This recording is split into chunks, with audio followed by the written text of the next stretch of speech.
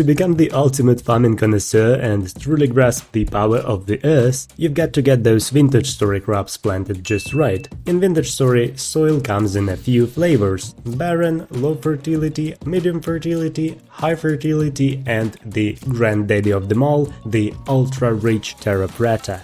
Now, if you look closer, you'll see that each soil type has a few interesting parameters that we need to pay attention to: nutrient levels and the crop growth speed. Nutrient level is the core feature that this soil offers, while the growth speed tells you how fast your carrots will pop up, and it actually depends on the nutrients levels and the moisture. The soil doesn't really care whether you sow onions or turnips, the deal is to keep planting both, alternately. Now check out this seed bag and you'll see what minerals your crop needs. So onions will need phosphorus, and your turnips really like nitrogen. Plant your onions in a chunk of terra preta and it will chow down on phosphorus from your soil daily until it sprouts. Do it again and it will guzzle up even more nutrients to the point of a slow growth crawl. So here is the deal: either get into the hassle of fertilizers to boost that soil chunk so it can recover, or just switch up the crop. In the real farming world, this is called crop rotation. It's when you grow various goodies on the same patch to keep it from getting bored of the same old veggies.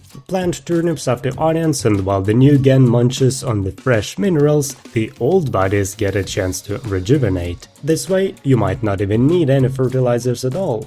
The boomers and the vintage store Wikipedia suggest making 4 squares, 3 for the crops and 1 left bare. No, just wait for the crops to grow and then rotate them clockwise. But if you decide to dabble in fertilizers, then they should be doled out strategically depending on your crop. Vintage Story gives us 4 types of fertilizers: bone meal, made by grinding bones in a mill; potash, that can spawn in hollowed rocks and is mined like a general ore; saltpeter, a handy scrape from cave walls; and finally, compost, which you can make by sealing rot in a barrel for 20 days. Each of these babies brings different perks. There is no one-size-fits-all solution, but maybe you can sub potash by a more common saltpeter, but beware that potash is really OP because it gives a permanent extra 15% boost to your potassium, or just the K-letter mineral, okay? There is no use in pouring all the fertilizers on one patch if you're only growing turnips there, because for the turnips it's better to go with the compost, or at least saltpeter. Sure, you could also toss in a bone meal, but it only gives like a 3% boost to turnips, and yet fertilizers can stack up to 150%, but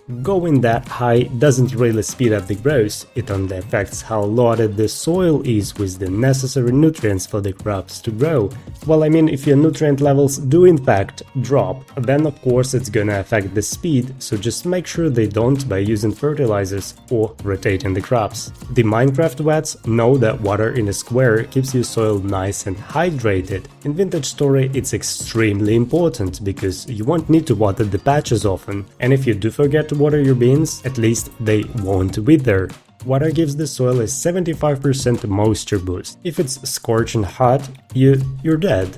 I mean, your crops are dead, but if it's cold, you can build a greenhouse. You can pretty much play around with the construction, but just make sure that 50% of the roof is transparent, so glass or packed ice works well for the roof, and the walls can be made from anything. The recommended dimensions of the greenhouse are 7 by 7 blocks in width and height, but players pointed out that you can easily double that size. But be careful, if your greenhouse is too big, it might not count as a greenhouse anymore and won't give your tomatoes the 5% degree warmth. Better check the next day to see if it worked. Usually it doesn't show the +5 immediately and may take around 4 in-game hours, and even then it can work randomly for each block. But if you've got everything right, it will work just fine and will become a lifesaver in winter. Alright guys, that seems to be it for now, and I'll catch ya in the next one.